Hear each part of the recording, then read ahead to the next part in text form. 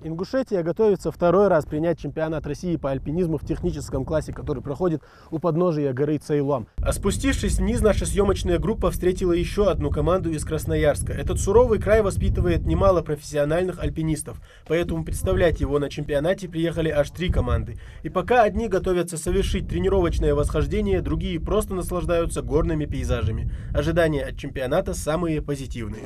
Вчера вечером приехали на место. Были здесь в прошлом году, все знакомое, все как и раньше, также хорошо, удобно.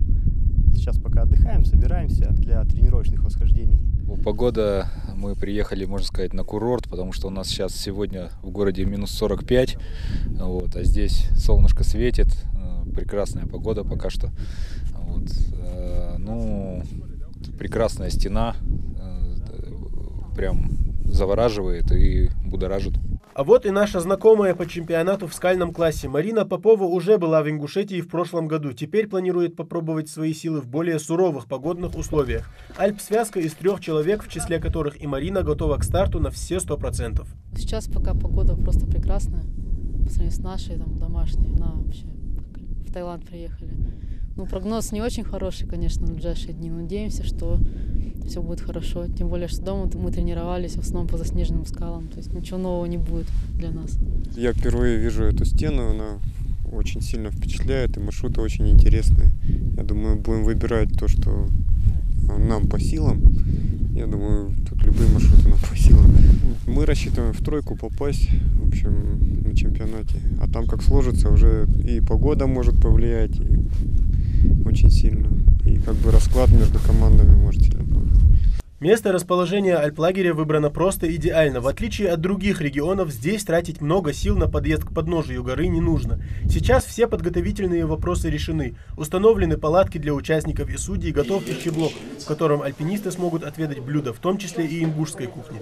Учитывая опыт в организации соревнований всероссийского масштаба, все должно пройти на высшем уровне. Примерно от 16 до 18 команд мы планируем, где-то участников от 80 до 100 человек. А в этом году впервые будет участвовать и команда нашей республики, это очень приятно. И в дальнейшем весь лагерь, она по поручению главы будет стоять у нас до мая месяца, она будет здесь стоять, присутствовать. И у нас есть договоренность с Федерацией альпинистов России, что еженедельно сюда будет проезжать альпинисты, шурмовать наши горы, будут подниматься.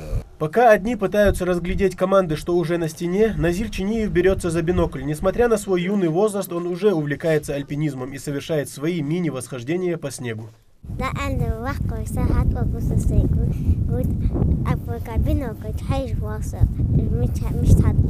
Команду из Красноярска тренирует опытнейший альпинист Валерий Болезин. По его словам, в призерах команда просто обязана быть даже при худшем раскладе. 17 маршрутов, 5 первопроходов. Эти цифры команду из Красноярска только мотивируют.